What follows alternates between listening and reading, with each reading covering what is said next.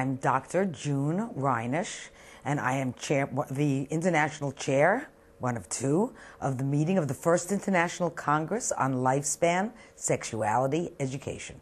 I'm the Director Emerita of the Kinsey Institute. I'm one of the directors of the Museum of Sex.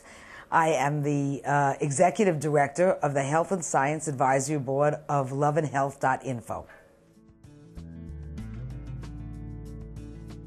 Well, my plenary session was on sexual myths and the elimination of them from our knowledge base. And I basically focused on such things as masturbation.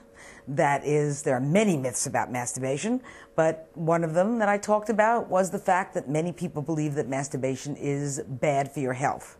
And in fact, the scientific data says the opposite, that masturbation is good for you. In fact, it's very good for older people.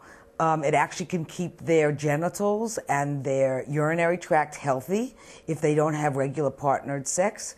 Masturbation works just as well. In fact, it lowers infection rates, and it will keep the genitals working so that in case if they lose their partner and they want to get a new one, and they do get a new one, they can have a good sex life again.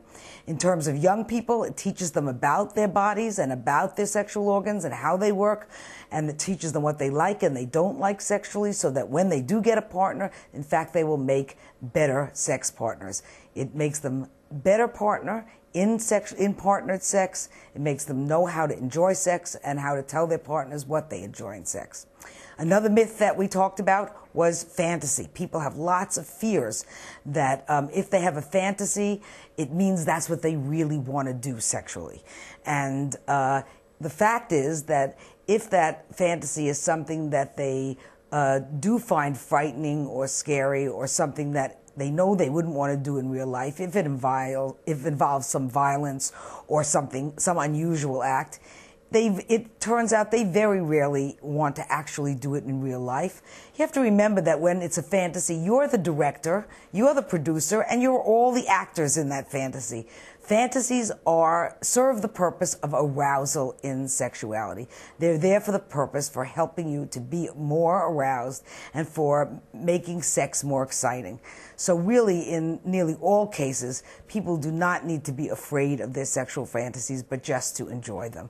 So we don't have to be scared that what the Freudians thought was true, that is, that if you thought about it, you wanted to do it. So if you're heterosexual and you have a fantasy about same-sex interactions, that does not mean that you want to be a homosexual. And if you're a homosexual and you have fantasies about opposite sex or other sex interactions, it doesn't mean that you want to secretly be a heterosexual. So that's another fantasy that we dealt with. Another thing that I worked with, another myth that we talked about, had to do with homosexuality. Some people believe, or many people believe, that homosexuality is a new phenomenon. But in fact, homosexuality has been written about since before the time of Christ. It was written about in the Bible. It was written about in the Kama Sutra many hundreds of years ago. There's nothing new about homosexuality. It is a natural alternative in human behavior, and people who are homosexual are just as healthy and normal as people who are heterosexual.